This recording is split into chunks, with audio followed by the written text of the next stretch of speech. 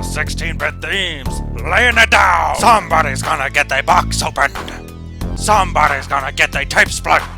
Somebody's gonna get their box opened. Somebody's gonna get their tape split. Yeah! Open up, give me stuff, open up, give me stuff. Yeah! Shadaloo up in this mug. Street Fighter 2 Hyper Edition. Hey guys, this is Chase. I'm that guy with the gloves. Welcome back to the Hall of Pain. Now, this is the reverse of how I usually do things. You know, usually I do the intro or whatever, and I start to show you things one by one, but I already shot that video. It wasn't very good. I'm a little rusty. I've been taking a break off of YouTube to get some stuff done, some projects done. Been focusing on work. Work's been really stressful. Been trying to get my finances in order, and it's a process. So, had to take a bit of a break.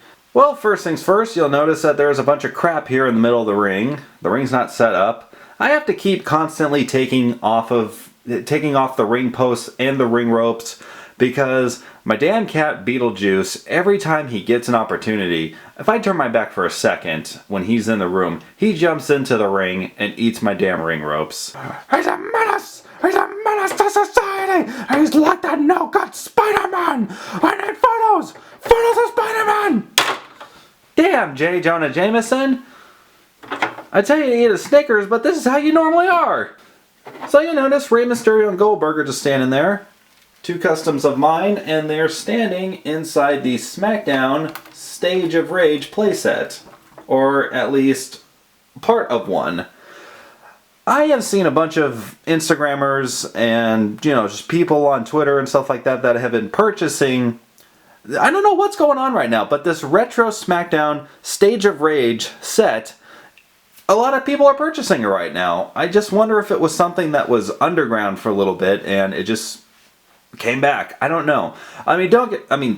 Understand something. The Smackdown stage with the giant fist punching through the wall, this is one of the best sets WWE has ever done on TV. It looks great in the video games. Just looking at the detailing on this thing is absolutely insane. I really dig it. All the breakaway pieces and stuff like that.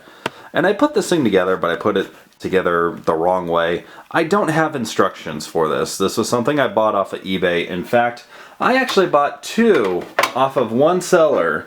He has, I don't know why. They had two Stage of Rage playsets.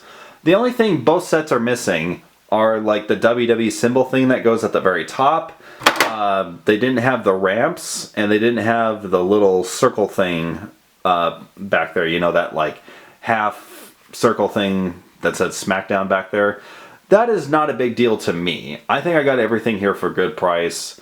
I want to use one of these for like a new review type station instead of using the Monday Night Raw station that I used to do. So when I do things on the Hall of Pains or separate reviews or whatever like that, you'll see it on one of these sets as soon as I clean them up, because I gotta peel off all of these stickers, make some new ones, you know. It can't be too hard to find like a sheet of reflective stickers or whatever. So it is cool that I do have all of these like breakaway pieces and stuff like that, or at least the majority of it. And so yeah, as you can see, it's probably a good thing I do have these two sets, because now I have a somewhat completed thing. Obviously there are still little pieces missing here and there, so I just keep constantly finding stuff like, oh look, here's another piece from this set that goes over there, so I'm just gonna pop it off, put it on there, have a near completed Smackdown set that I'll probably, like, here's what I'm thinking. If this is for a review thing, like, I'll put like a BPW symbol above the fist. I'll repaint the fist to where it'll have a glove on it, or I'll just like glue cloth or something to it. I have no idea. And so the other thing I have done recently, I fixed up my Goldberg custom. I really was not digging the face paint, or not the face paint. Goldberg's never really worn face paint. Although, could you imagine if he was rocking like some Road Warrior or some Ultimate Warrior face paint? That'd be pretty dope. So what I wanted to do, again, keeping this in WCW era Bill Goldberg, which is why I haven't updated the trunks or anything, or added that tattoo under his right bicep. This is 98-99 Bill Goldberg, even though he's wearing the Universal Championship. Hey, whatever, right? So basically what I did here, and I'm going to have to zoom the camera back out and lower it, even though I just spent all this time raising it up. So anyway, here was the thing I wanted to do with this Goldberg. The face was, the paint on the face was just chipping away really, really badly. So I took some of this Citadel paint. I'll show you which one I used. It's this stuff right here. Damn it. This camera needs like a wider range of focus.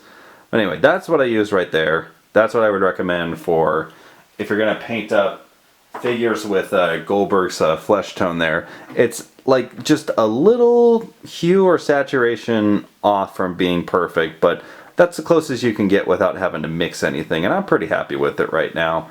Okay, so the other thing I did here, I touched up my Rey Mysterio custom. He needed it badly. Holy crap. This figure I haven't done anything with since Meltdown. It's been in bags, it's been on display, and that Tester's Model Masters acrylic that I was using for the white areas and even the black paint on the pants was just chipping away really badly. The other thing too that sucked was that because this is the Elite 21 Rey Mysterio, the red and the blue from that figure on his pants was showing through really, really bad. So yeah, he needed a fix up in the worst way. Just added some new white paint to the skull on his mask, the teeth on his face paint there, touched up the little eagles. Now on the back of the head on the mask, this I really like. Instead of that little tiny 619, I wiped that out, decided to go for a full graffiti art style 619. Looks way better in my opinion. Touched up the bullet holes, touched up the punish on the wristbands or the part on the gloves. Now this is something new I wanted to try. I wasn't certain what I wanted to do with the gloves, but I wasn't happy with the crosshairs, so wiped those out and I painted the Punisher skull on the gloves that goes down the fingers. You can see it right there. I did that to both hands. I think it turned out much better on this hand than on the right, but oh well. And like I was saying with the pants, had to go through and repaint everything. So I touched up the gray areas, the black areas, redid the entire white, and there's a lot of white. Oh god. The other thing too, he had like these little skull things on his knees. I don't know what I was thinking with that. I never really liked it, so I just wiped it out.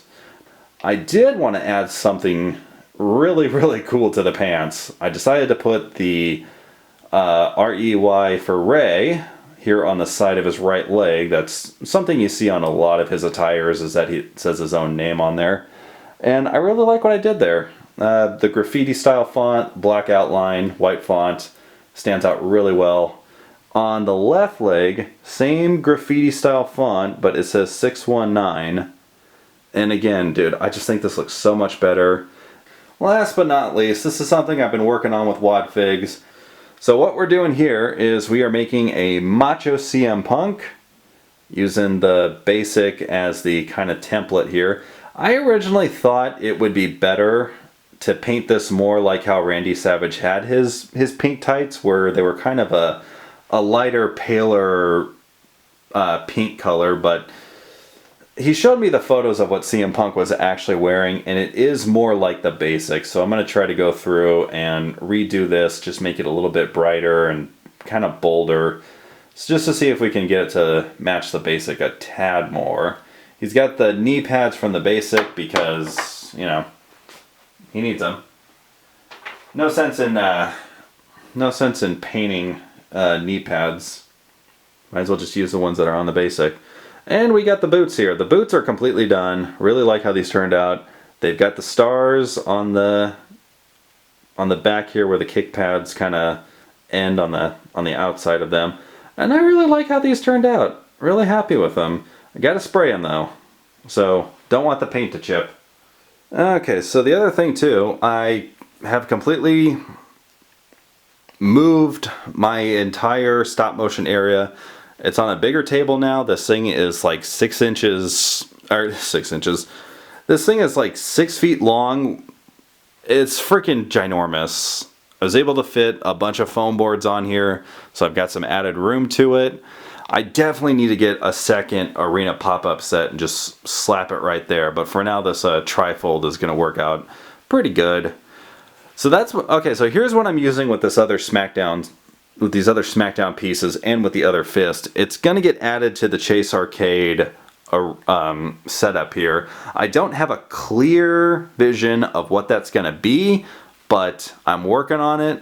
It's going to be pretty freaking awesome once I get that thing done. Like, I have an idea of what I want, but I'm changing how it's going to look all the time. So anyway, yeah, and I got a bunch of.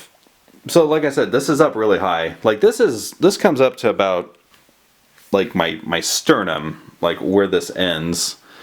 So I got the table there, and it's sitting on top of these giant plastic totes, and I've got a bunch of empty boxes and stuff in there, things I won't need. And then I just have a bunch of crap underneath it, because why not?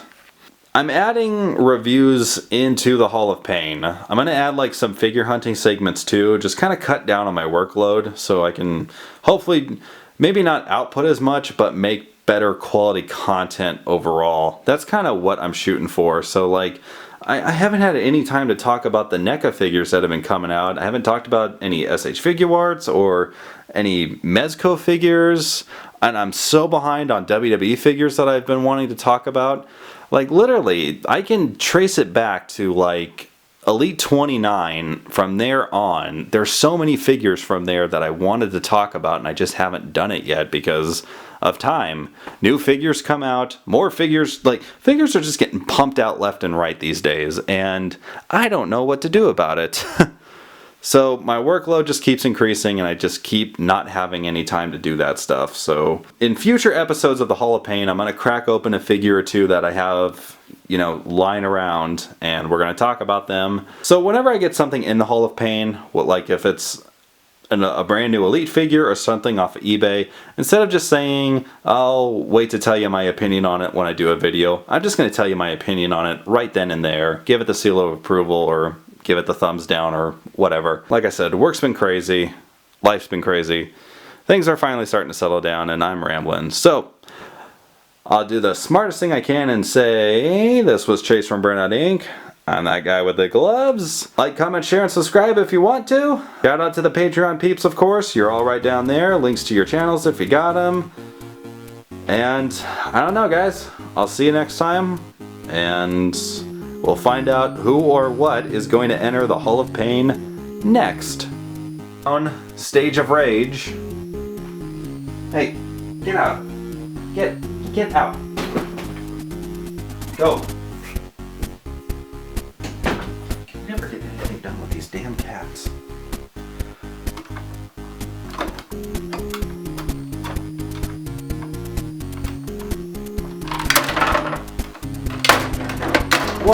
Why? You